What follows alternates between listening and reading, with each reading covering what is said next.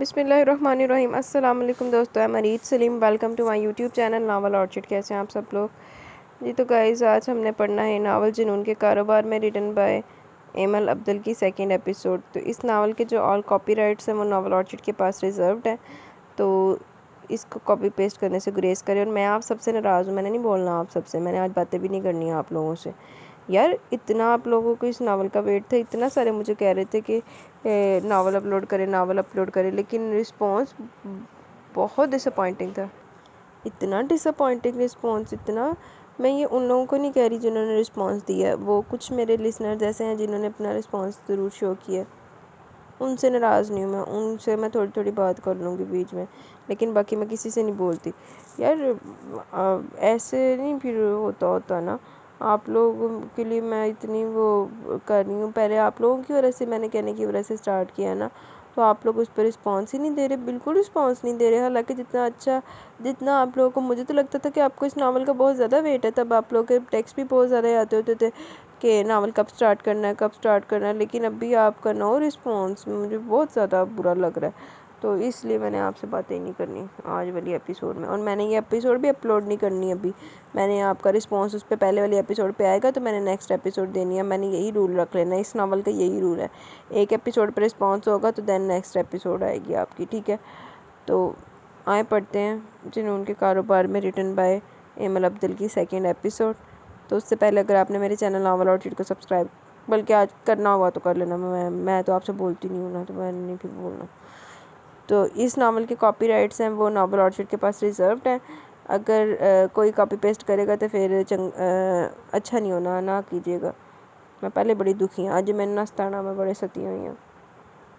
अफाफ, ये क्या तरीका, तुम टेबल पर क्यों नहीं आ रही? मेरी नरमी का नाजायज़ फ़ायदा मत उठाओ, समझी तुम? वो गुस्से से दरवाज़ा खोलकर दरवाजे पर खड़े खड़े ही ठाड़ा था। अफाफ बेड पर किताबें फैलाए बैठी थी, इसकी पोजीशन में कोई फ़र्क नहीं आया, यहाँ तक कि इसने आंख उठाकर इसे देखा भी नहीं। अफाफ, वो दरवाजे के करीब रखा शो पीस उठाकर नीचे फेंक दस, जोर से चीखा। इसे कहाँ इस दर्जा इग्नोरेंस की आदत थी? भैया, मैं पढ़ रही हूँ, प्लीज़ डिस्टर्ब मत करें ना। वो ऐसे बोली जैसे कुछ हुआ ही ना हो। जोयान को मज़ीद गुस्सा चढ़ा। पहले आकर खाना खाओ।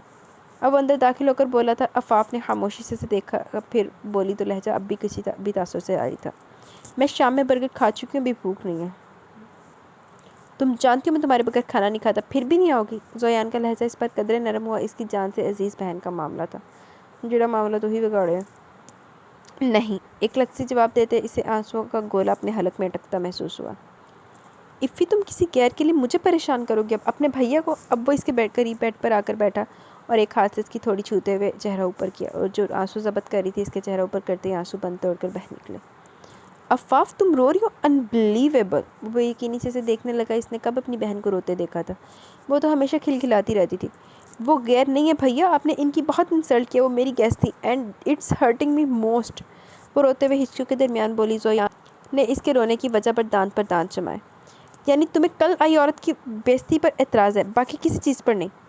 इसका सवाल अफाफ को लब भेजने पर मजबूर कर गया। एक भाई के सामने इस तरह अपना आप खुल जाने पर और इसके मनफी रिएक्शन पर इसे बहुत शर्म महसूस हो रही थी, लेकिन दिल के हाथों मजबूर थी। वो समझ गई कि वो रिश्ते से इनकार की जानिब इशारा कर रहा है। अब वो हाँ कर नहीं सकती थी और ना दिल इसे करने नहीं दे रहा था। अफाफ, तुमने बहुत बड़ी गलती की है, जिसकी सज़ा मैं तुम्हें बहुत भयानक देना चाहता हूँ कि आइंदा तुम इस तरह का सोचते हुए 100 बार सोचो। इसे खामोश देखकर वो बोलने लगा था और इसकी बात से अफाफ के चेहरे पर डर साफ देखा जा सकता था।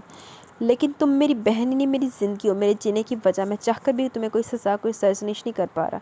समझदारी इसी में है कि तुम मेरे ना कहने पर ही समझ जाओ कि मैं क्या कहना चाह रहा हूँ, वरना तुम अपनी ज़िद से ना हटी तो कसम से मैं इसी हफ्ते तुम्हारा निकाह करवा दूंगा, वो भी अपनी पसंद के लड़के से।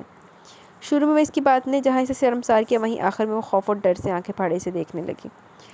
तुमने मेरी तरबियत पर कीचड़ उछालने की कोशिश की, मेरे एतबार को ठेस पहुँचाई है। तुम जानती हो कि मुझे लड़कियों के घर से बाहर निकलना भी कितना मायूब लगता है, फिर भी मैंने तुम्हें यूनी में पढ़ने की इजाज़त दी, तो इसका नाजायज़ फ़ायदा मत उठाओ अफाफ। इसके कहने पर इसका सर खुद ब खुद झुकता चला गया। इससे नज़र मिलाने की सक्कत अब इसमें नहीं थी। इनके वालिदैन बचपन से इन्हें अकेला कर गए थे, बचपन से इसने इसे पाला पोसा था और इसकी तरबियत की थी, और अब अपनी तरबियत पर हरफ आते देख इसे बहुत बुरा लग रहा था।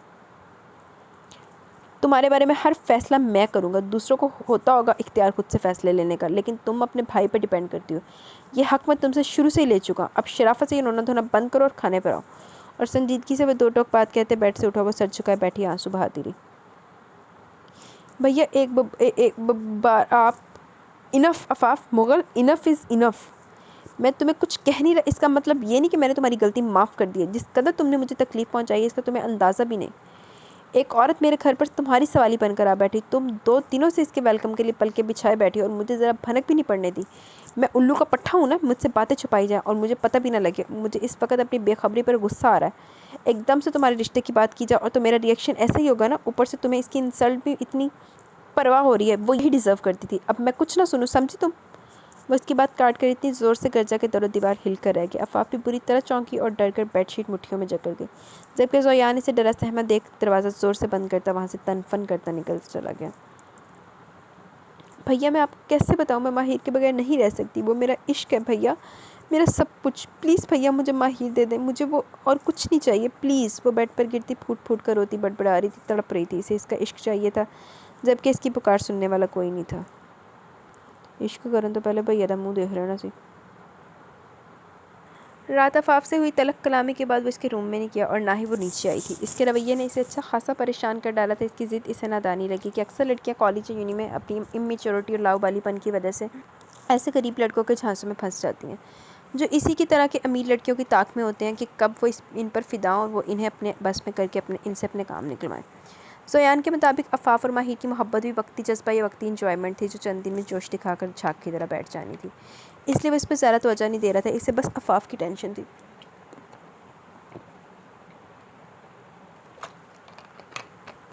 जिसकी वजह से वो कल पूरी रात सो भी नहीं सका। अभी भी इसका दिल ऑफिस में बैठे बैठे उकता गया था। इसलिए गाड़ी की चाबी लिए अपने दोस्त के घर चला है। घर के अंदर घुसते ही से काफ़ी हलचल महसूस हुई। वो मुलाजमा को अमार को इन्फॉर्म करने का कहते लाउंज में रुककर इस बाहर का जायज़ा लेने लगा, जहाँ डेकोरेशन की जा रही थी। छोटा सा स्टेज पिंक और वाइट कलर का कॉम्बिनेशन से सजाया गया था। साहब आपको अमार साहब ऊपर अपने रूम में बुला रहे हैं, इसने कहा तो वो ऊपर की जानिब चल दिया। सलाम दुआ के बाद इसने पूछा, ये सब डेकोरेशन किस लिए? वो सोफ़े पर आरामदेह हालत में बैठा और पानी का ग्लास मुंह से लगा लिया। यार ये मेरी जान के लिए है, इसने भरपूर मुस्कुराहट चेहरे पर सजाएगा। व्हाट, तुम्हारी जान कहाँ से आ गई? शादी वादी के चक्कर में हो? ज़ोयान हैरान हुआ। हा हा हा, मैंने सोचा तुम तो अपनी शादी के छुआरे खिला नहीं रहे, मैं ही खिला दूँ। इसने हंसते हुए आंख दबाई। साफ साफ बताओ बात क्या, और पार्टी किस खुशी में? यकीनन हमारा वलीमा तो होगा नहीं। इसने अपने मखसूस अखड़ अंदाज में पूछा। इसे बुरा लगा था कि इसके अजीज़ तरीन और वाहद दोस्त ने इसे बगैर बताए ही शादी की प्लानिंग भी कर ली। तू अब्बा लगना सी ना, तेने सारा कुछ दस दे। हाँ हाँ हाँ, क्यों जल रहा है यार? ये परी की बर्थडे पार्टी की डेकोरेशन हो रही है। वो इसकी हालत से हंस उठाते हुए बताने लगा। ज़ोयान ने मुंह बिगाड़ा, जैसे मुझे पता नहीं इसकी बर्थडे पिछले हफ्ते हो चुकी है। इसने गुस्सा जताया। परी अमार की भतीजी थी। हाँ, भाई ने इसकी बर्थडे इस बार सेलिब्रेट नहीं करने दी तो मैडम गुस्सा है, इसलिए पार्टी दे रहा हूँ। बिल्कुल खुफिया रखा हुआ है, क्योंकि इसे सरप्राइज़ देना और भाई को भी एंड टाइम वक्त पर बताऊँगा, इसलिए इन्विटेशन भी रात को दूँगा। इसने तफसील बताई तो वो सर हिला गया। फिर से तुम्हारी भाभी साहिबा ने कोई कारनामा सर अंजाम दे दिया होगा। मैं इन चालबाज औरतों से इसीलिए खाइफ हूँ। ज़ोयान ने सर झटकते हुए कहा। अम्मार महज सर ही हिला सका। दरअसल इसकी भाभी बहुत मक्कार किस्म की औरत थी, जो इसके भाई और अपने बच्चों को सिर्फ अपनी मलकियत समझती थी और इनसे इनका मिलना जुलना भी पसंद नहीं करती थी। ददी औरतों ने तो बंदा चूल्हे चपा दे अगला दे फड़ के। ये सब छोड़, ये कपकेक्स खा, बहुत यमी है। तब तक कॉफ़ी भी आ जाएगी। इसने बात बदलते हुए प्लेट में रखे कपकेक्स इसकी जानिब बढ़ाए। बहुत टेस्टी है। किसने बनाए? तुम्हारे कुक तो कॉफ़ी बना ले, वही गनीमत है। इसने केक्स ट्राई करने के बाद तारीफ़ करते हुए कहा, साथ इसके काहिल कुक को भी लताड़ा। ये कपकेक्स मेरी फेवरेट लेडी ने बनाए, समझो मैंने फरमाइश करके बनवाए। She is just amazing. वही तो परी की बर्थडे पार्टी अरेंज कर रही हैं और कल केक भी बहुत मज़े का होने वाला है, क्योंकि केक भी मेरी ज़िद पर वही बनाएंगी। अमान ने मुस्कुराते हुए बताया। ज़ोयान बिना ध्यान दिए केक खाता रहा और कॉफ़ी आने पर मंक उठाकर बालकनी की जानिब आ गया और नीचे का नाकदराना जायज़ा लेने लगा। ये कलर थीम किस पागल के बच्चे ने डिसाइड किया था? तो वो बहुत वेल एजुकेटेड और बहुत बड़ा बिजनेस टाइकॉन भी, लेकिन अक्सर इसके अल्फाज का चुनाव ऐसा होता है कि वो दूसरा इंसान शर्मिंदा हो जाता और कई बार तो गुस्से में वो गालियाँ भी दे जाता था। अमार ने इसे बुरी तरह घुरी से नवाजा। पढ़ा लिखा जाहल, क्या बुराई है इसमें? अमार ने पूछा। अच्छाई क्या, बिल्कुल बचकाना थीम है। जहर लगती है मुझे ये कलर थीम। पिंक कलर और भी ज़बरदस्ती इसमें वाइट को घुसा दिया जाता है। वेट, तुमने अभी कहा ना कि पार्टी मैनेजर एक लड़की है, तो बस फिर तो ये होना ही था। लड़कियों को पिंक से फुर्सत मिले तो वो कुछ और सोचे ना। वो संजीदगी से बोला था। अम्मार ने आंखें घुमाई। खुद से मफरूज़े मत खड़ा कर। ये कलर परी का फेवरेट है और फॉर योर काइंड इन्फो, ये कलर थीम मैंने चूज़ की थी। मुझे प्लानर ने पिंक के साथ वाइट और पर्पल का ऑप्शन दिया था, तो मैं पिंक एंड वाइट कहा। अम्मार ने इसे खा जाने वाली नज़रों से देखते कहा, तो इसे पागल का बच्चा कहे जाने पर ज़ोयान के लबों पर मुस्कुराहट ने छुआ। मुझे लगा इवेंट मैनेजर ने चूज़ किया होगा। इसने अपने तौर पर सफाई देने की कोशिश की, हालांकि अमार जानता था वो शर्मिंदा बिल्कुल नहीं, क्योंकि इसके चेहरे पर ऐसा कोई तासुर था ही नहीं। शर्मिंदा तो ज़यान हो जावे, तारीख ही ना बदल जावे। तो ये इवेंट प्लानर पूरे कराची की मशहूर तरीन और इस वक्त की मकबूल तरीन इवेंट प्लानिंग कंपनी है, माही इवेंट मैनेजमेंट, और इनकी सर्विसेज कमाल है। मेरे इनसे पर्सनली भी काफ़ी अच्छे ताल्लुकात हैं, इसलिए तो इन्होंने इतने शॉर्ट नोटिस पर मेरा इवेंट प्लान किया।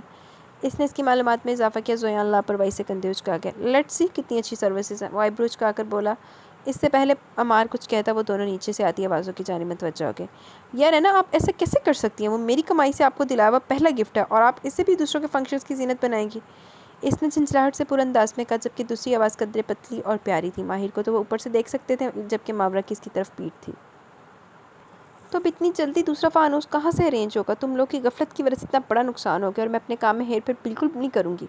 एक चीज़ की कमी पूरे इवेंट को ख़राब कर देगी। उस सेंटर फानूस ना लगने आने का तो सवाल ही पैदा नहीं होता। अब घर जाओ और वो फानूस लेकर आओ। है ना यार, मैं आपको अपना गिफ्ट ज़ाया करने नहीं दूंगा, वो रूठेपन से कहता कुर्सी की पुश्त पर दोनों बाजू टका कर बैठ गया। मेरा बच्चा, मेरी जान, ऐसे नहीं करते। वो फानूस मेरे कमरे से ज़्यादा मुझे यहाँ लगा हुआ प्यारा लगेगा। कम अज़ कम मेरा दिल मुतमिन तो होगा कि मैंने अपना 100% दिया। वो उसके बाल सहलाती हुई बोली। इस लड़की का इतना बड़ा बच्चा है? ज़ोयान ने हैरत से अमार को देखा, जबकि अमार नीचे ही मतवजा था। एना, समटाइम्स आप बहुत नाइंसाफ़ी करती हैं मेरे साथ। आपको मेरे जज्बात का कोई ख्याल नहीं है। कभी आप मेरे हिस्से का टाइम अपने इस काम को देती हैं, तो कभी मेरी लाई हुई चीज़ें। वो बेदिली से कहकर उठ के इसे घर जाकर फ़ानूस लाना था, जबकि मावरा सख्ती से लब भेंच कर आएगी। कभी कभी वो वाकई काम के चक्कर में इसे हट कर जाती थी। कोई नहीं है ना, दिल ते ना ले जो तू हर्ट कर देता माहिर ने। मुझे भी मेरे लिसनर्स ने बहुत ज़्यादा हर्ट किया। With no response on most awaiting novel. देखा वो कितनी सिंसेयर अपने काम को लेकर, अमार ने इसे जताते हुए कहा। भाड़ में गई ऐसी सिंसियरिटी। मैं इस लड़के से मुत्तफिक हूँ। लानत भेजनी चाहिए ऐसी कमाई पर जो अपनों को हर्ट करके कमाई जाए या अपनों के टाइम पे खयानत करके कमाई जाए। इसने मुँह के जावे बिगाड़ कर कहा। तुम्हें हर इंसान और हर चीज़ से मसला क्या बनेगा तुम्हारा ज़ोयान मुगल? वो ज़िद हो गया था इसकी हर चीज़ में नुक्ताचीनी वाली आदत से। मुझे जो बनना था मैं बन चुका हूँ, इसने अकड़ कर कहा। तेरी अकड़ी तन चित्र को आएगी। साहब, आपको एना नीचे बुलाई है, केक के बारे में पूछना है। मुलाजमा के नाम लेकर कहने पर वो इसकी जानिब मतवज्जा हुए। तुम भी आ जाओ, अमार ने इसे कहा और नीचे की जानिब चल दिया। कुछ सोचकर वो भी इसके पीछे आया। जी कहिए मिस मावरा, इसने लाउंज में आते हुए कहा और सामने सोफे पर टिक गया। जबकि स्केच से नज़र उठाकर मुस्कुराकर इसे देखती, मावरा की मुस्कुराहट फ़ौरन से पहले सिमटी, क्योंकि इसकी नज़र अमार के साथ सोफे पर पाँव जमाए बैठे इस शख्स पर पड़ी थी। यकीनन वो भी इसे देखकर चौंका ज़रूर होगा, लेकिन अपने तासुरात छुपा चुका था और अब बगौर इसका जायज़ा ले रहा था। कल की तरह ही इसने वाइट ट्राउज़र पर पर्पल कुर्ता और मैचिंग दुपट्टा सर पर लिया हुआ था। हाथों में एक रिंग फिंगर में रिंग और वॉच पहने और दूसरे हाथ में खूबसूरत सा ब्रेसलेट पहना हुआ था। पाँव में हाई हील वाला जूता पहने वो बहुत डिसेंट लग रही थी। चेहरा किसी भी आराइश से पाक था। ये केक के बारे में डिस्कस करना था, बाकी सब तो बिल्कुल तकरीबन रेडी है। इसने एक लम्हे के लिए मुकाबिल की मौजूदगी से घबराहट सी हुई थी, लेकिन दूसरे पल वो खुद को कंपोज करके एतमाद से बोली थी कि अब इसके घर में भी मौजूद नहीं थी। मैंने डिसाइड किया कि केक को थीम के मुताबिक वाइट कलर का होना चाहिए। इस पर पिंक कलर से आप कुछ भी डिसाइड करने वाली कौन होती हैं? You are not the owner. Decisions event planner नहीं, इवेंट ऑर्गेनाइज़र लेता है। आपको इतना भी नहीं पता? ज़ोयान की मदाखलत पर इसकी बात वहीं रह गई, बल्कि वो हमें सुकेट कर इसे देखने लगी, जो बगैर बात के बाद आगे बात बढ़ाने की कोशिश कर रहा था। ज़ोयान प्लीज़, अमार ने दबे लहजे में सरजनिश की। मैं अच्छे से जानती हूँ मुझे क्या करना है और क्या नहीं। ऑर्गेनाइजर्स को आइडियाज़ हम ही देते हैं, जिसे इनकी मर्ज़ी पर ही अप्रूव किया जाता है, इसने सर्द लहजे में कहा और दोबारा से पेपर पर बनाए अपने स्केच पर झुकी। इसकी फ्रोस्टिंग हम पिंक से करेंगे और मैं सोच रही हूँ कि अगर आप मुझे बर्थडे गर्ल का ड्रेस दिखा दें तो मैं इसके मुताबिक फ़्रॉक एंड क्राउन भी केक पर बना दूँगी। इसने संजीदगी से कहा। अमार ने मोबाइल में अपनी भतीजी के लिए ख़रीदी हुई ड्रेस देखा या तो वो पेपर पर कुछ बनाने लगी, फिर बोली दिखाया तो वो पेपर पर कुछ बनाने लगी, फिर बोली ओ हाँ, केक का फ्लेवर तो पूछना ही भूल गई। कौन सा फ्लेवर होना चाहिए? इसने याद देने पर पूछा। मुझे तो आपके हाथ के सारे फ्लेवर्स ही बहुत पसंद है, लेकिन लेमन कप केक्स की तो क्या ही बात है। मुझे लगता है लेमन फ्लेवर ही बेस्ट रहेगा। आप क्या कहती हैं? अमार ने कहा। अगर मुझसे मशवरा चाहते तो मैं तो यही कहूँगी कि बच्चों को चॉकलेट ज़्यादा पसंद होती है, तो चॉकलेट फ्लेवर ही होना चाहिए। बाकी जो आप कहेंगे वो हो जाएगा, इसने संजीदगी से नरम लहजे में कहा। ओ येस, परी लव्स चॉकलेट फ्लेवर ही रखिएगा। अमार को भी याद आया परी की पसंद, तो मुस्कुरा कर टाइम देखती उठी। अब मैं चलती हूँ, कल मुलाकात होगी, वो कहकर बाहर निकलती चली गई। ज़ोयान की नज़रों ने आखिर तक इसका पीछा किया। जब वो बाहर निकलती इसी लड़के के कान खींचती कुछ कह रही थी। वो हंस रहा था। ज़ोयान के दिमाग में झमाका सोबा। अमार, ये लड़का कौन है?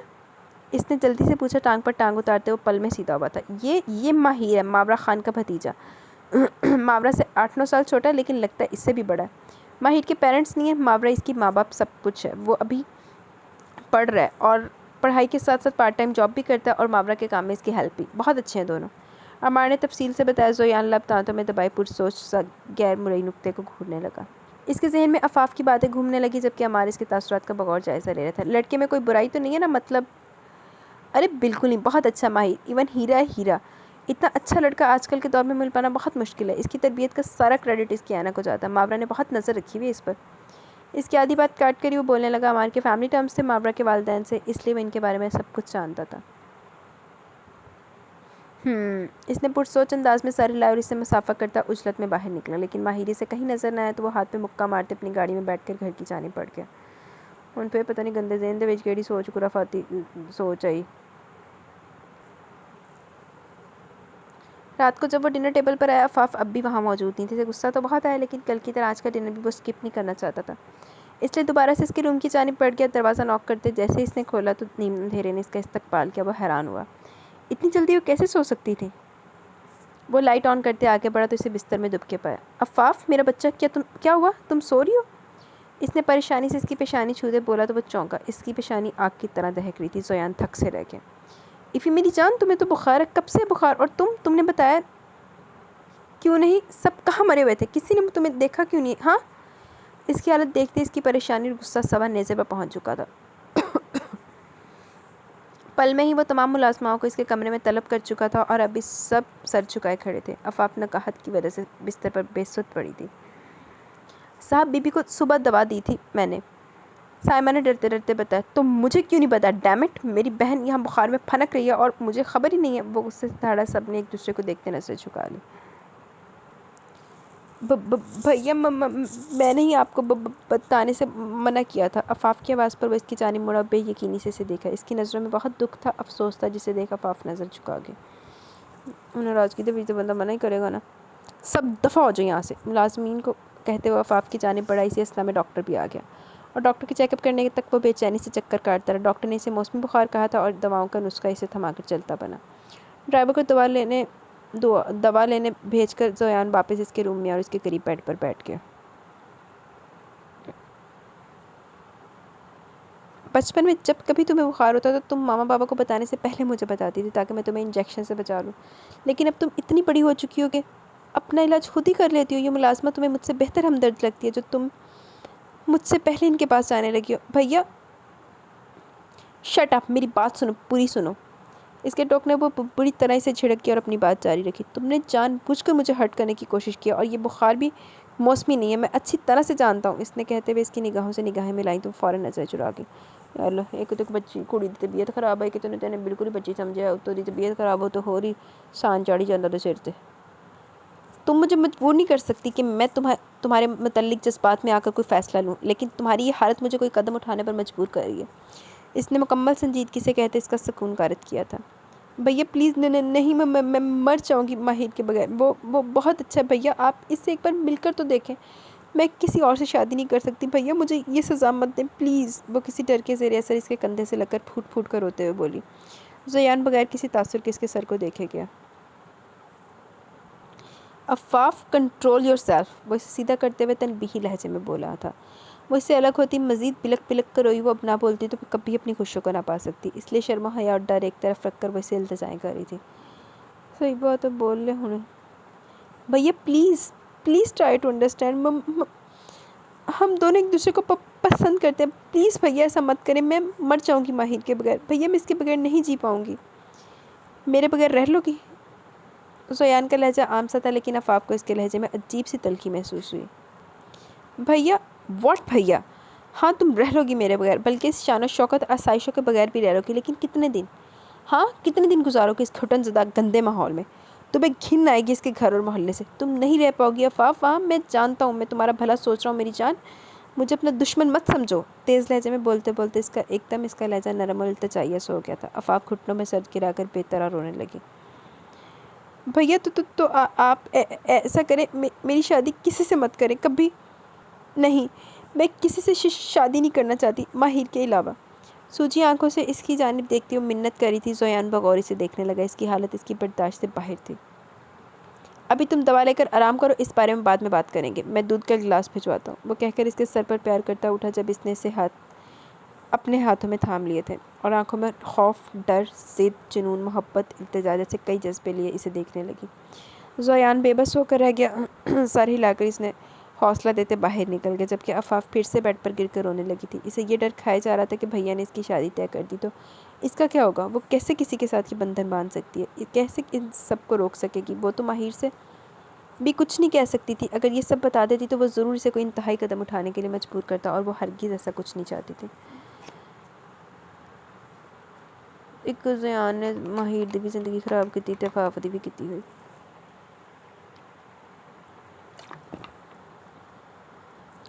पार्टी ज़ोर शोर से जारी थी। पूरे लॉन की सजावट बेहतरीन तरीके से की गई थी। छोटा सा स्टेज फॉइल बलून्स और फूलों से सजाया गया था। बच्चों की मुनासबत से केक टेबल के गिर्द छोटी बड़ी टेबल्स पर कैंडल्स, चॉकलेट्स और रंग बिरंगे कपकेक्स वगैरह बहुत खूबसूरती से सजाए गए थे। हर टेबल पर एक प्यारा सा गुलदान रखा था जिस पर पिंक रोज़ रखे हुए थे।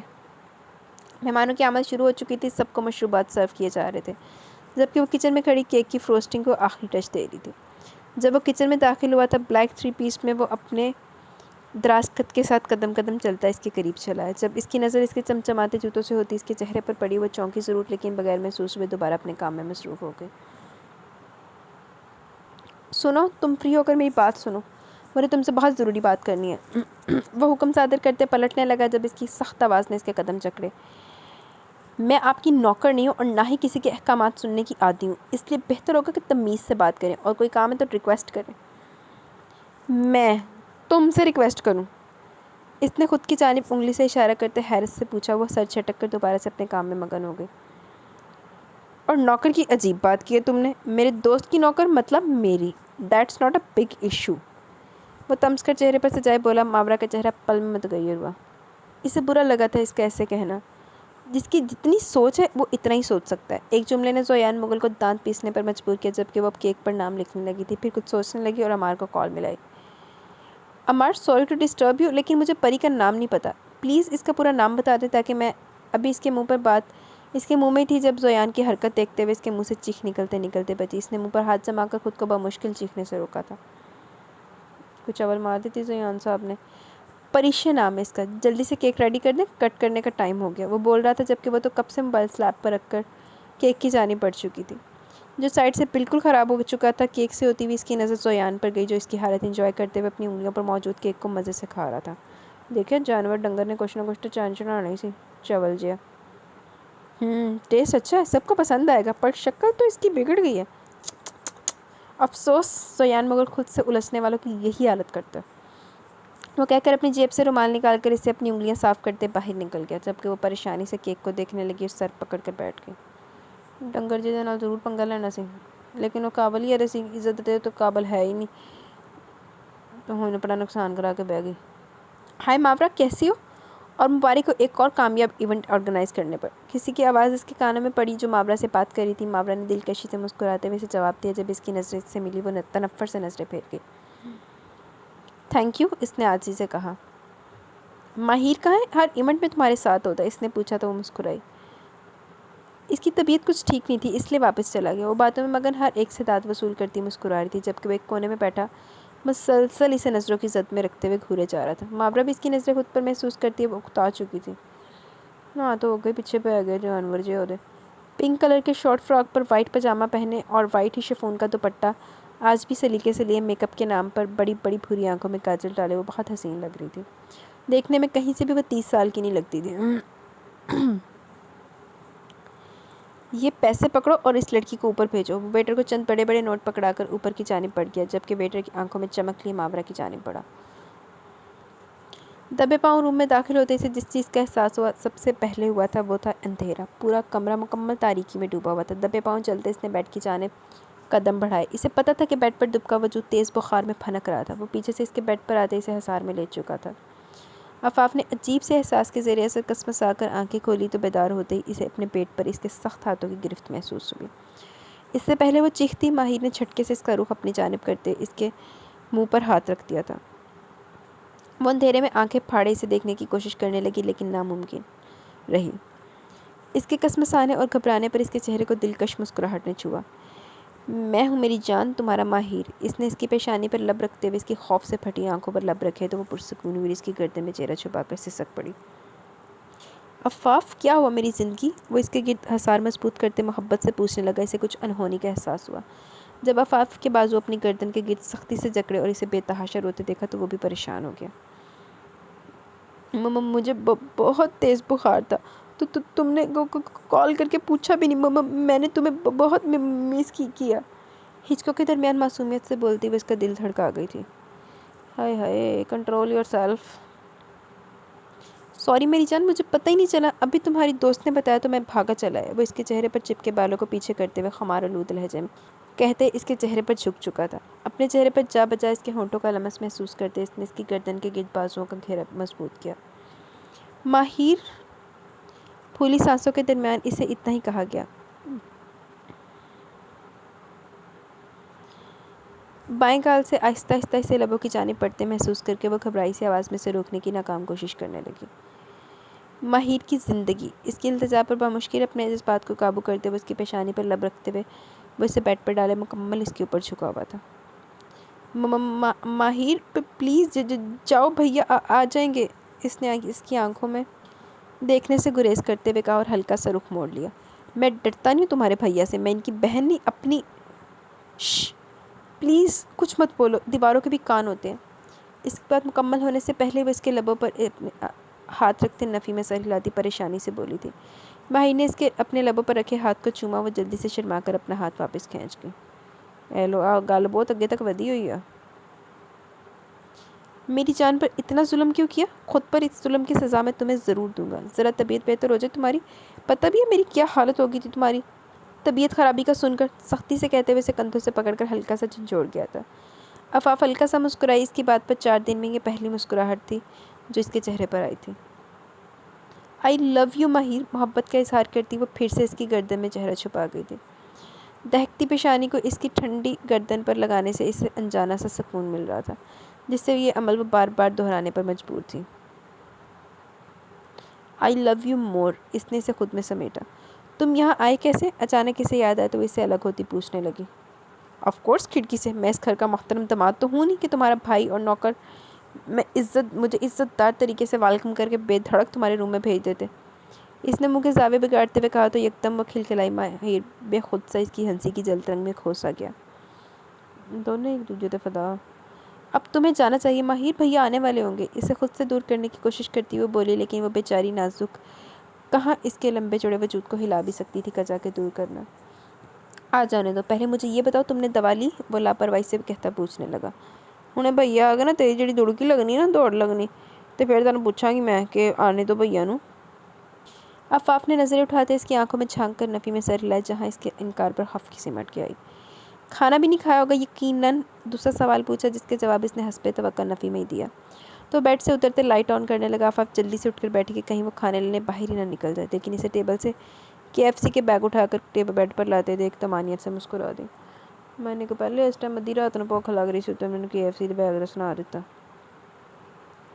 चलो शाबाश, जल्दी से खाओ फिर दवा लेना। इसने इसके सामने इसका फेवरेट क्रंच बर्गर और फ्राइज़ रखते का और ख़ुद चिकन विंग्स खाने लगा। मुझे वैसे KFC के यही ज़्यादा पसंद है, चिकन पीस। यहाँ ग्लास तो नहीं है, मैं ग्लास लेकर आती हूँ। इसे पेप्सी खोलकर अपने सामने करते देख इसने उठते हुए कहा। कहीं जाने की ज़रूरत नहीं है, ऐसे पी लो, इसने इसे टोकते हुए कहा। फिर तुम कैसे पियोगी? मुझे तो बुखार है ना, तुम्हें भी? तुमसे मिली हर चीज़ कबूल है, मैं तुम्हारा जूठा पीने का आदी हूँ, बल्कि ये मेरे लिए शिफा है। वो इसके हाथ चूम कर बोला। अफ़ाफ़ को इस पर बेसाख्ता प्यार है, वैसे इसे अपने अल्फाज और प्यार से अपना असीर किए रखता था। मुझे ये खाना है। इसने विंग्स की तरफ इशारा किया। माहिर हैरान हुआ, इसे चिकन विंग्स ज़्यादा पसंद नहीं थे। तो खा लो, माहिर ने लब दबाते कंधे उचकाए।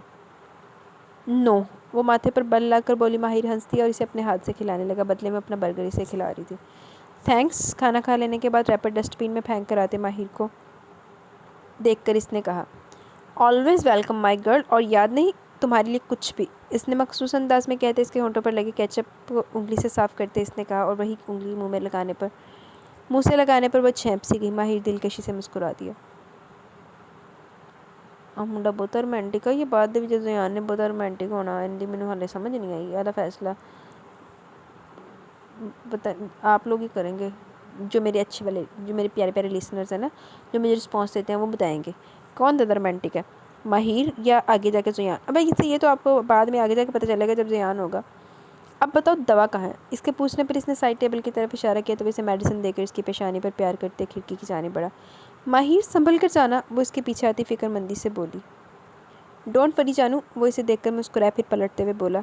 वैसे मुझे एक बात समझ नहीं आई, वैसे तो तुम्हारा भाई बहुत मदर टेरेसा बनता है, लेकिन तुम्हारी बीमारी पर इसे ज़रा जो तुम्हारी फिक्र हुई हो। वो मुझसे नाराज़ है। इसके कहने पर वो शर्मिंदगी से बोली। ज़ोयान खुद से ना सही मुलाजमा के ज़रिए इसका खाना वगैरह भेजता था, लेकिन वो खाने की बजाय अपनी बिल्ली को दे देती है, कभी मुलाजमा के हाथ वापस भेज देती, इस हुक्म के साथ कि इससे कहे कि इसने खाना खा लिया। नुकसान की था भैया ने तो भी नहीं पता था फाके आप कटने।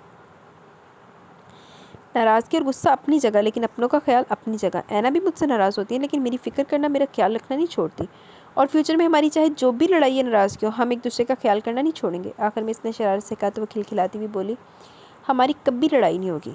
वही पुरयकीन लहजे में बोली। माही ने अचानक इसके लबों पर झुकते इसे किसके और इसके समझने से पहले वहाँ से झपाक से नीचे कूद गया और अंधेरे का हिस्सा बना अफाफ अपने लबों को उंगली के पोरे से छूती मुस्कुरा दी। गल बहुत वध गई है मुख्तारा।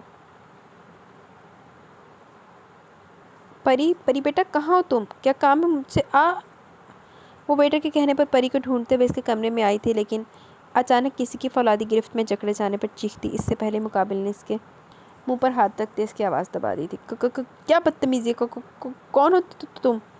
इसका भारी हाथ मुश्किल मुँह से हटाती वो खौफजदा सी बोली, लेकिन इसकी उंगली हरकत ने इसे बिल्कुल साख्त कर दिया। इसकी अगली हरकत ने इसे बिल्कुल साख्त कर दिया। इसे दीवार से लगाते हुए इसने इसके दोनों हाथ अपनी मुट्ठी में जकड़ते ऊपर की जाने पिन किए और गुर्राते हुए बोला, मेरी हुक्मदुली की सज़ा क्या होती है ये तो तुम अच्छे से समझ की होगी। अब बदतमीज़ी की सज़ा पर आते हैं। वो कहते इसके चेहरे पर झुकने लगा कि वो सुन होते दिमाग के साथ फड़फड़ाई। फ्रैंकनेस चेक करो है ना जी। छोड़ो मुझे, घटिया इंसान, दूर हो जाओ मुझसे। वो हलक के बल चिल्लाई। इस कदर घटिया इक़दाम की से इससे तवक्का ही कहाँ थी। ज़ोयान ने मुस्कुराहट ज़बत की। आखिर वो जो चाहता था वो हो गया था। वो बुरी तरह इससे खौफज़दा हो गई थी और इसे ये बात बहुत मज़ा दे रही थी कि एक पुरवकार बारोब सी लड़की इसके ज़रा से छूने पर सारा तनतना भुलाई बौखलाई घबराई सी थी। इसे और क्या चाहिए था? वो इरादे के बरखिलाफ़ इसके चेहरे पर हल्का सा झुका था, सिर्फ इसे डराने के लिए। आवाज़ नीची करो लड़की, खुद के लिए मुश्किल खड़ी मत करो। वो कहते हुए इसकी कमर के गिर्द लटके छोटे से पोटलीनुमा पर्स में अपना कार्ड डालकर पीछे हुआ। आइंदा ज़ोयान मुगल से बददिखलाकी करने का सोचना भी मत। ये सब जो आज अकेले में हुआ वो सब मैं सरेआम भी कर सकता हूँ, और बहुत सफाई से इल्ज़ाम भी तुम पर डाल सकता हूँ। इसे नाहमवार सांसें लेते और कपकपाते एक इसने नफरत अमेज़ लहजे में कहा। मावरा ने जलती नज़रें इसकी जानिब उठाई। लाल अंगार आंखों में अजीब सा तासुर था। ज़ोयान समझ ना पाया। समझ तो मावरा भी कुछ नहीं पाई कि इसके साथ हुआ क्या है। एक पल लगा था इसके करीब आकर इसके एहसासात को नोचने में, वो जो हमेशा से खुद को ज़वार का हक समझ कर संभाल कर रखती आई थी। इस शख्स ने झटके से इससे वो खरूर छीना था कि वो ज़वार किया और हमेशा रहेगी। वो अकेली थी, बहुत अकेली, कि कोई भी अनजान शख्स इसे इस हद तक नुकसान पहुंचा सकता था कि इसकी रूह भी तड़प जाती।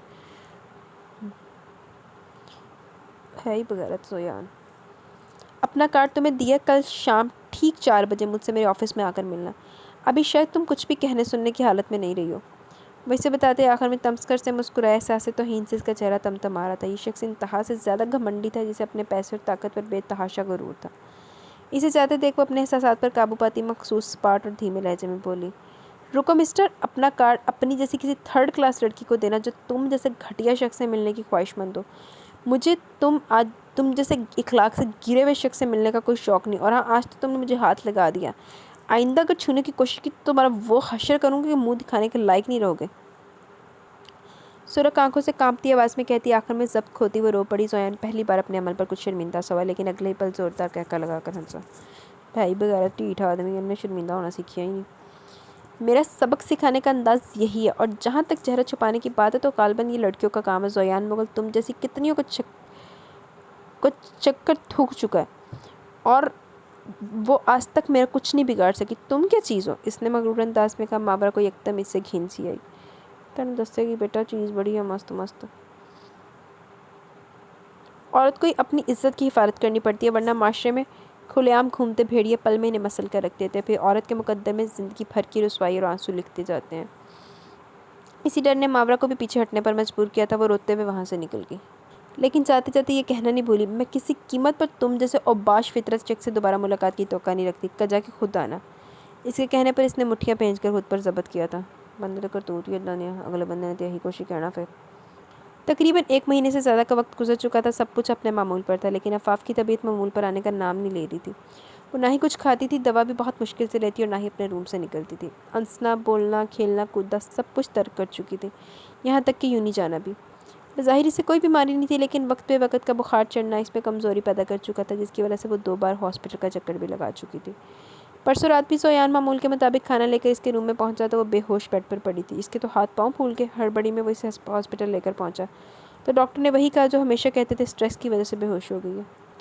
और ये स्ट्रेस क्या था ज़ोयान अच्छी तरह जानता था। इसी स्ट्रेस ने तो इसे भी स्ट्रेस दे रखा था। वो इस वक्त वो अपने ऑफिस में बैठा परेशानी से इसी मसले के बारे में सोच रहा था और सोचते सोचते इसे गुस्सा आने लगा था। इस दिन इसने माबरा को अपने ऑफिस बुलवाया था, लेकिन वो नहीं आई। इसने आवाज़ उठाकर ज़ोर से दीवार पर दे मारा, जो किरची किरची होकर फर्श पर बिखर गया। कितना नुकसान होया, अपना ही होया, बाजू झाड़ू तू लानी बेगैरत। इसे समझ नहीं आ रही थी कि क्या करे। इसका इरादा डरा धमकाकर और कुछ देर दिलाकर माबरा को यहाँ से भगाने का, ताकि वो माहिर को लेकर यहाँ से बहुत दूर चली जाए और आफ़ाफ़ भी इस नादानी से कुछ वक्त में निकल आए। लेकिन ये सब इसकी खामख्याली साबित हुई कि आफ़ाफ़ इसे भूल पाएगी, कि इतने दिन से इसकी हालत बार बार इसे यकीन दिलाने पर मजबूर कर रही थी कि सालों बाद भी आफ़ाफ़ अपनी ज़िद को ऐसे ही कायम दायम रखेगी। लेकिन सबसे परेशान कुन बात इसके लिए आफ़ाफ़ की हालत थी। वो अपनी बहन को इस हालत में नहीं देख सकता था। वो फैसला करता अपनी सेक्रेटरी को ज़रूरी हदायत करके वहाँ से निकला। इसका मंजिल खानज़ादा हाउस थी। तेरे को ड्रेस कितों आया जी? खानज़ादा हाउस था। आज छुट्टी का दिन था। वो दोनों घर पर ही थे। पूरा दिन मावरा ने लॉन की सफाई में सर्व किया था, जबकि माहिर अपने दोस्त की तरफ से अभी कुछ देर पहले ही आया था। इसके एग्ज़ाम्स होने वाले थे। वो एग्ज़ाम्स की तैयारी में बिजी था। मावरा ने शाम की चाय पर काफ़ी एहतमाम कर लिया था, क्योंकि आज इसे लंच नहीं किया था। इसलिए दोनों पप्पो भतीजा साथ ही शाम की चाय पीने का इरादा रखते थे। वो भी कबाब तलकर प्लेट में निकाल रही थी कि डोल बैल की आवाज़ पर वहीं से चीखी, माहिर देखो दरवाजे पर कौन है। इसे कहती वह समोसों की तरफ मतवज्जा हुई, जो धीमी आंच पर कढ़ाई में पड़े थे। इसने पलट कर वो चटनी बनाने का इरादा किया रखती थी।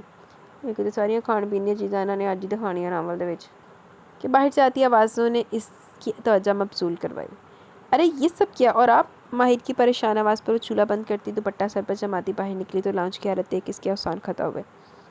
ये सब क्या? कौन लाया ये सब? छोटे से लाउंज में जा बजा मिठाइयों, फलों और दूसरी चीज़ों के थाल देख वो अच्छी खासी परेशान हो चुकी थी। आखिर ये सब हो क्या रहा था? ये सब मैं लाया हूँ। दरवाजे के बीचों बीच इस्तादा और ज़ोयान मुगल ने दिल जलाने वाली मुस्कुराहट इसके सिमत उछालते का इसने उलझ कर इसकी जानिब देखा। माहिर की हालत भी इससे मुख्तलिफ नहीं थी। क्या मैं पूछ सकती हूँ ये सब क्या है? अगर इतने मुन्ना भाई होता ना, वो वाला क्या नाम है, मुन्ना भाई MBBS वाला, तो मुन्ना भाई कहना सी नहीं। अच्छा, तो क्या मैं पूछ सकती हूँ ये सब क्या है? इसकी शक्ल देखते मावरा का हलक तक कड़वा हो गया। इस बदतमीज़ शख्स की अपने घर आमद से वो बिल्कुल खुश नहीं हुई थी, जबकि माहिर के दिल में कुछ हुआ था कि इसकी आमद बिला जवाज़ तो हरगिज़ नहीं थी। इसे अनजानी सी खुशी ने आ घेरा। हाले सबर कर ला, एड्डा भी डंगर चल के आ गया, भावें बहुत वड्डी गल है, लेकिन एड्डी भी नहीं है कि कुछ ना कुछ झटका तो ज़रूर ही देगा। ज़रूर पूछ सकती हैं, लेकिन क्या आपके घर में मेहमान को बैठने का कहने का कोई रवाज नहीं? ज़ोयान कदम कदम आगे बढ़ते हुए बोला और बिल्कुल सेंटर में आन खड़ा। वैसे मजबूरन इसे बैठने का कहना पड़ा। शुक्रिया। वो शुक्रिया कहते 3 सीटर सोफे पर आरामदेह हालत में पाँव पर पाँव रखे बैठा घर का जायज़ा ले रहा था। माहिर को इसके करीब बैठते देख मावरा ने इसे वहाँ से हटने का इशारा किया। वो नासमझी से इसे देखने लगा, लेकिन इसके गुस्से से घूरने पर लब भेज कर वहाँ से निकल गया। आहो हुण तेरे सामने तो मावरा ने सारियां गल्लां नहीं ना करनियां, कुछ पर्सनल्स भी होती हैं जो तेरे को कहानियाँ भी पैनियां। कहिए क्यों आना हुआ और इस सब फजूलियात का मकसद? इसने बड़े बड़े लाल रंग के कपड़ों से ढके थालों की तरफ इशारा करके कहा। ये सब फजूलियात नहीं, हमारे यहाँ का रवाज है कि किसी के घर रिश्ता मांगने जाए तो ये सब लेकर जाया जाता है, खाली हाथ मुंह उठाकर नहीं चले जाते। इसने मखसूस तमस्कर से भरी मुस्कुराहट से कहते आखिर में इस पर तंज किया, जो वो जहर का घूंट समझकर पी गई। मेरे घर किसका रिश्ता मांगने आया? वो नासमझी से बोली। आपका। इसके इतना कहने पर मावरा ने आंखें फाड़े से देखा और यकायक इसकी आंखों में खून जमा होने लगा। इससे पहले वो फटती ज़ोयान ने जुमला मुकम्मल करके इसे कुछ भी कहने से बाज रखा, वरना यकीनन वो बुरी तरह उबाल बाहर निकाल दे। यकीनन आपका तो नहीं, इसने हंसते हुए कहा। मावरा अच्छी तरह जानती थी कि वो इसकी हालत से हज़ उठा रहा है, लेकिन ज़बत कर गई। बहुत बड़ा डैश आदमी, मैं की कमानी। सीधी और साफ बात करें, वरना खुद समेत ये सब फजूल चीज़ों को उठाकर चलते बने। इसने गुस्से से कहा। वो हंस दिया। सीधी और साफ बात यह कि मैं माहिर के लिए अपनी बहन का रिश्ता लेने आया हूँ। इसने इसकी आंखों में देखते का जिनकी लाली अब भी मुकम्मल तौर पर ख़त्म नहीं हुई थी। रस्म और रिवाज के इतने पाबंद इंसान को ये भी नहीं मालूम कि रिश्ता लड़कियों के लिए लाया जाता है, लड़कों के लिए नहीं। इसने भी इसकी कमरकली पर तंज किया और हल्की मुस्कुराई। जोयान को इसकी मुस्कुराहट में कुछ खास सा लगा, लेकिन अगले ही पल वो नज़र चुराकर बोला तो मुहावरा के 14 तबक रोशन कर गया। सही कहा, गालबन रिश्ता इसके लिए लाया जाता है जिसे रुखसत होकर दूसरे घर जाना होता है। तो मैं भी इसी के लिए रिश्ता लाया हूँ जिसे रुखसत होकर मेरे घर आना है। मैं शादी के बाद माहिर को घर दामाद बना कर रखूँगा। तुम्हें इसे छोड़ना होगा और इसके लिए तुम रोना धोना ना मचाओ। तो ये इसने अपने कोट की अंदरूनी पॉकेट से एक ब्लैंक चेक इसके सामने रखा। इसमें जितनी चाहे रकम लिख लो, मैं देने को तैयार हूँ। बस तुम्हें माहिर से दस्तबरदार होना होगा और इसे हमेशा के लिए छोड़ना होगा। बोलो, मंजूर है? इसने अपनी बात मुकम्मल करते हुए बिना इसके तासुरात का जायज़ा लिए पूछा। आहो माहिर, ना हो गया कि तेरी कोई बिजनेस डील होगी ना, तेरे ब्लैंक चेक काट के तो दे देवे। जबकि इसके महसूसात ऐसे थे जैसे किसी ने इससे इसके जिस्म का टुकड़ा काट कर देने की बात की हो। इसका माहिर, इसका बच्चा, इसके जिगर का टुकड़ा ही तो था। जिसे पाल पोस कर बड़ा करने वाली वही तो थी जिसे सबसे ज़्यादा इसके जवान होने का इंतज़ार था। जिससे इसकी लाखों ख्वाहिशें और उम्मीदें वाबस्ता थी, और ये शख्स इसके जीने का सहारा इससे मांग रहा था। आउट! फ़ौरन से पहले अपने बदतरीन मुतालबात के साथ यहाँ से दफ़ा हो जाएं आप। वो एकदम खड़ी होती, भेजे हुए लहजे में बोली। माहिर सुन लेता तो न जाने क्या करता। शुक्र है इसे वहाँ से भेज दिया था। देखो, तमीज़ से बात करो। तुम्हें कुछ और चाहिए तो बताओ, मैं तुम्हारी सारी डिमांड्स पूरी करूँगा। बस मुझे तुम्हारा भतीजा चाहिए, क्योंकि वो मेरी बहन की पसंद है और मुझे भी वो अच्छा लगा। वो करख्त लहजे में बोला। इससे कहाँ अपनी इंसल्ट बर्दाश्त थी। तुम्हें वो अच्छा लगा, ये तुम्हारी बहन की पसंद है, तो क्या मैं अपने बच्चे को तुमसे सौदा कर लूँ? शर्म नहीं आई तुम्हें ये बात कहते हुए? वो गुस्से में आपे से बाहर होती चीखी। जोयान मुगल ने सादगी से कंधे उचकाए, जैसे कह रहा हो बिल्कुल नहीं। मैं क्या सी ना डटाई दे विच बगैरती दे विच जोयान मुगल ने PhD की हुई। तो फिर एक काम कर दें, क्यों ना मैं तुमसे सौदा कर लूँ। मैं तुम्हें 50 लाख देती हूँ, तुम अपनी बहन मुझे बेच दो, क्योंकि वो भी मुझे अच्छी लगी और माहिर को भी पसंद। ज़ुबान संभाल कर बात करो लड़की। अभी इसकी बात मुकम्मल नहीं हुई थी कि वो 2 कदम इसकी जानिब बढ़ते जारहाना तेवरों से बढ़ते हुए गुराया। अपनी मेरी की नहीं मिर्चा लगी हैं। तुम भी अपनी ज़ुबान को लगाम दो और ये सब उठाकर चलते बनो। आइंदा यहाँ का रुख मत करना। वो कहती अपनी बहती आंखों को साफ करती किचन की तरफ बढ़ गई, जबकि जोयान तनफन करता वहाँ से निकलता चला गया। जी तो गाइस, यहाँ पे हमारी सेकंड एपिसोड अपने अख्ताम को पहुँची। कैसी लगी आपको एपिसोड? अपनी राय का ज़रूर इज़हार कीजिएगा। और ये एपिसोड उन लिसनर्स के लिए जिन्होंने भरपूर रिस्पांस दिया, ठीक है। बाकी ये भी अपने रिस्पांस के ऊपर अपलोड होगी, और जैसे आपका रिस्पांस अच्छा आएगा तब वैसे इसकी नेक्स्ट एपिसोड आएगी, ठीक है। क्योंकि इस तरह से फिर मुझे नहीं अच्छा लग रहा। पहले आपको इतना वेट था इस नावल का और अब आप लोग रिस्पांस ही नहीं दे रहे। ज़ीरो रिस्पांस है आप लोगों का। तो फिर जैसे अच्छा रिस्पांस आएगा, अच्छे रिस्पांस की बेस पे जैसे अच्छा रिस्पांस देंगे आप, अब जैसे फर्स्ट एपिसोड पे अच्छा रिस्पांस आएगा तो सेकंड वैसे अपलोड कर दूँगी। अब जैसे सेकंड एपिसोड पे अच्छा रिस्पांस आएगा तब उसके बाद ही थर्ड एपिसोड अपलोड होगी, ठीक है। मैंने आपसे किसी भी नावल में इस तरह की डिमांड्स नहीं की, लेकिन ये जो नावल स्पेशल मेरे चैनल के लिए होते हैं, जो जिसके कॉपीराइट्स रिजर्व होते हैं मेरे चैनल के पास, उसके लिए तो मेरा इतनी सी थोड़ा सा डिमांडिंग होना बनता है ना। मैं आपकी सारी फरमाइशें पूरी करती हूँ, आप भी मेरी थोड़ी सी फरमाइश पूरी कर दें, ठीक है। मुझे भी इजाज़त दें। इंशाल्लाह मिलेंगे जल्दी न्यू एपिसोड के साथ। और ये एपिसोड इतनी ही हुआ करेगी क्योंकि एक तो आपका रिस्पांस बहुत कम है, और दूसरा ये अकॉर्डिंग टू मी जितने ये एपिसोड इतने ही आया करेगी, मतलब 40 to 45 मिनट की एपिसोड होगी डेली, ठीक है। और इंशाल्लाह कोशिश है 5 एपिसोड में एंड हो जाएगा, लेकिन होगा आपके भरपूर रिस्पांस के ऊपर, ठीक है।